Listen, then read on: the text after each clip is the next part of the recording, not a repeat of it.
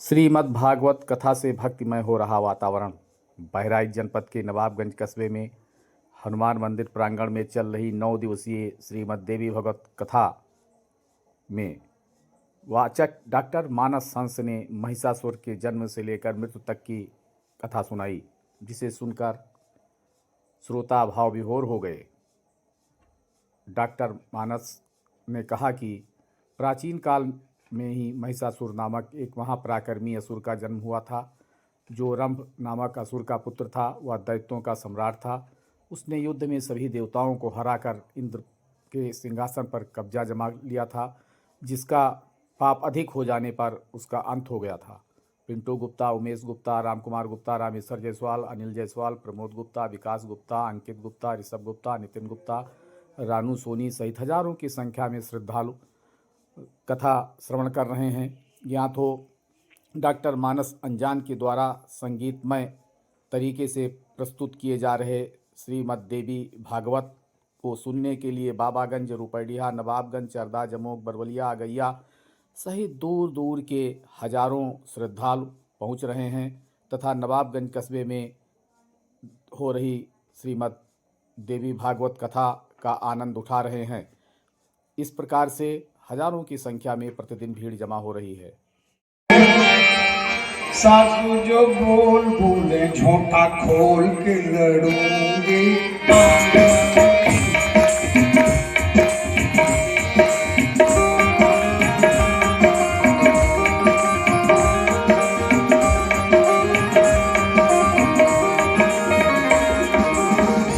बताओ ये भी हिंसा है। छोड़ दो आंचल, जमाना क्या कहेगा। इन अदाओं का जमाना भी है दीवाना, दीवाना क्या कहेगा। छोड़ दो अब फिर भी गाना नहीं गा रहे हैं, हम आपको बता रहे हैं। छोड़ दो आंचल, ये गंदगी वाला कर रही, ननद भौजाई की हिंसा कर रही, भौजाई ननद की हिंसा कर रही, सर्वाणी से हिंसा हो रही। बंद करो। गायत्री परिवार वाले नारा देते हैं, अगर हम उसको स्वीकार कर ले तो हमारी समझ से 50 से 70% समाज सुधर जाएगा। केवल एक नारा, लेकिन हम अपनाते ही नहीं। वो नारा यही है, अनाचार बढ़ता है कब कब तब जब जब कब तब कब तब जब सदाचार। अनाचार बढ़ता है कब, सदाचार चुप रहता जब। तो सदाचार को बोलना पड़ेगा। हम जैसे लोग नहीं बोलेंगे तो बोलेगा कौन? व्यासपीठ नहीं बोलेगी तो बोलेगा कौन?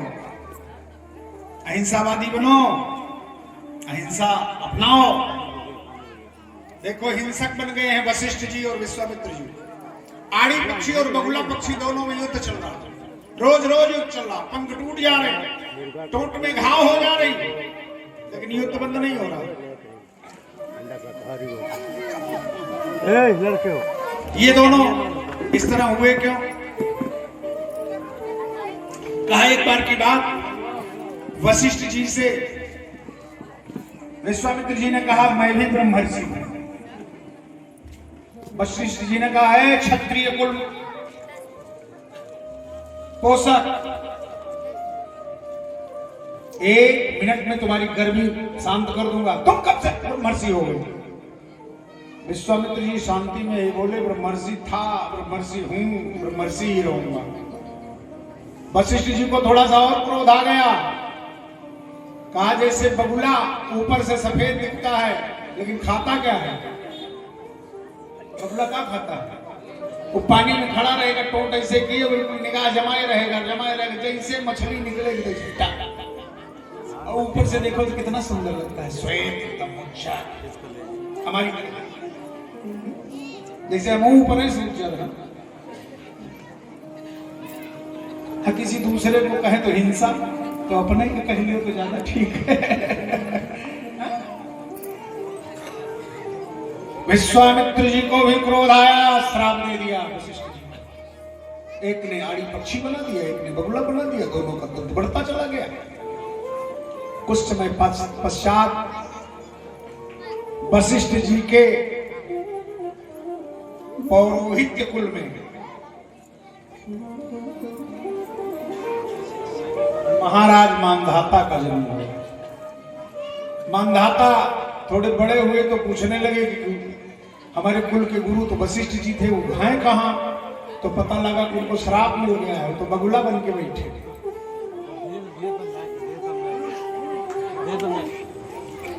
सामने देखा एक आड़ी पक्षी भी बैठा था। कहा ये कौन है? कहा ये विश्वामित्र जी हैं। कहा इनको क्यों हो गया? कहा वशिष्ठ जी ने इनको श्राप दिया। क्यों दे दिया?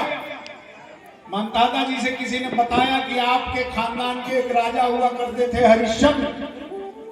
राजा हरिश्चंद्र स्वप्न में सब कुछ दान किए थे विश्वामित्र जी को, और असली में जाके सब कुछ मांग लिया, भीख मंगवा दिया आपके पूर्वज को।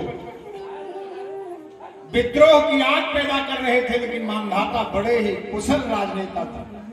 मांधाता जी ने कहा मैं ऐसे नहीं मानने वाला, पहले इन दोनों को असली स्वरूप में लाया जाए। तो कहा उसके लिए तो एक काम करना पड़ेगा। कहा क्या?